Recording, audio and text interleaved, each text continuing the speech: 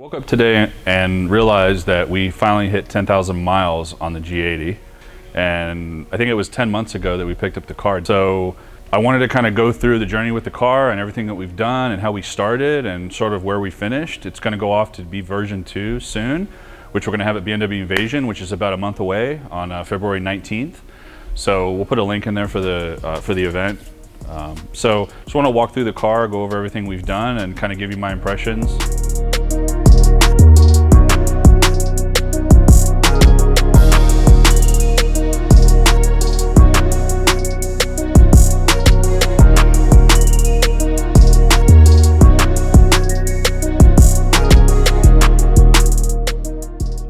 Really has surprised me in how good it is. I mean, I literally get in every day and drive to the shop.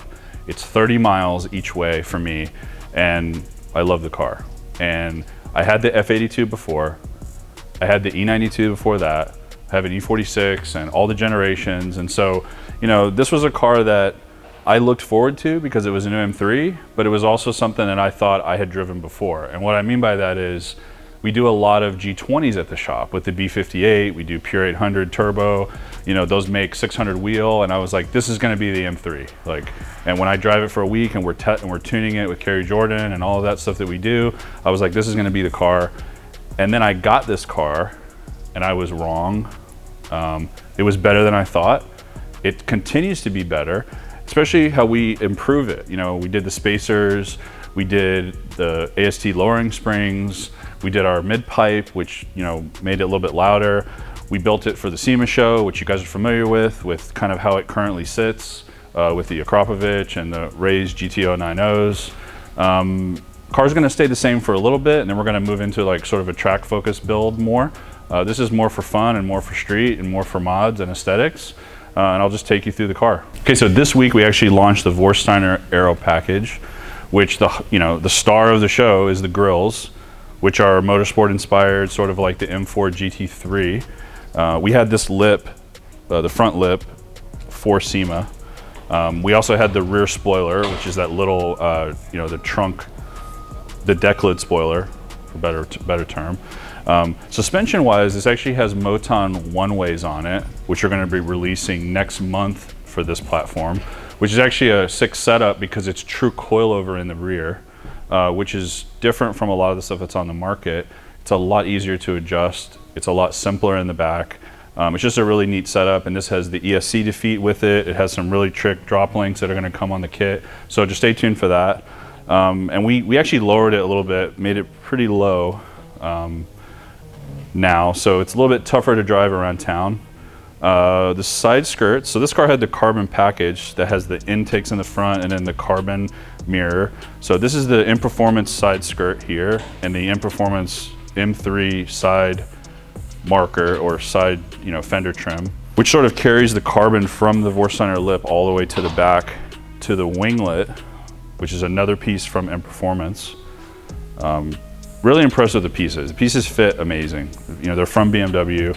They're amazing. And then what also is amazing is the Akrapovic Diffuser, which replaces the stock diffuser, the stock carbon diffuser, and the outline, the gloss black outline that runs around the diffuser. That totally replaces that. So the whole bottom of the car now is carbon from the front to the back. This is also the Akrapovic tips, the TI and the carbon fiber tips, which everyone's mostly familiar with.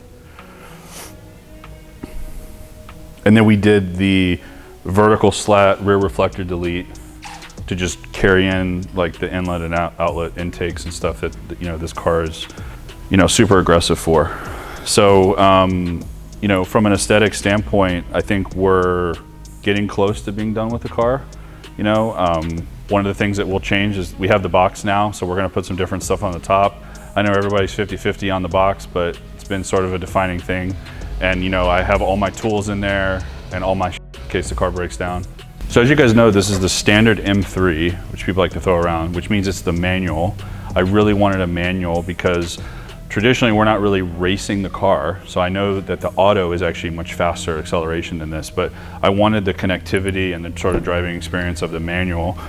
To me, There's no other car on the market with this technology, with this platform that is manual, with the technology and also with the flexibility and the room that this car has. You know, my son's car seat is in there. Like I said, I literally daily drive the car. I think a great comparison to this, that's actually 2.5 times the price, is the GT3 that you can also get in a manual transmission. As far as like the tech goes and the driving experience goes, I don't know what else is out there that really compares to this. F90 M5 is an amazing, so is X5M, but none of those are manual. And that really, to me, makes the difference on this platform. You know, when I got my F82, it was DCT, and we worked heavily tracking that car, and I don't miss the DCT. I think it's a great transmission, but from a standpoint of me and my preference, and you know, most of the cars I've always owned, I mean, pretty much every car I own is a manual. And maybe when we move forward and we get the X-Drive car that we have on order, that's going to be an auto car, and I'll have a back-to-back comparison of that. We'll make a video about that too.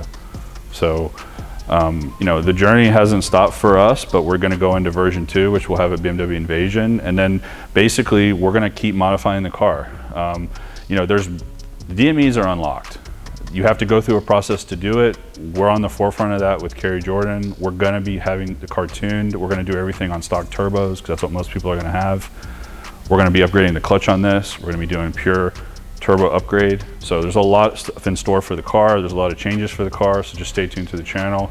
Thanks for watching. Appreciate it.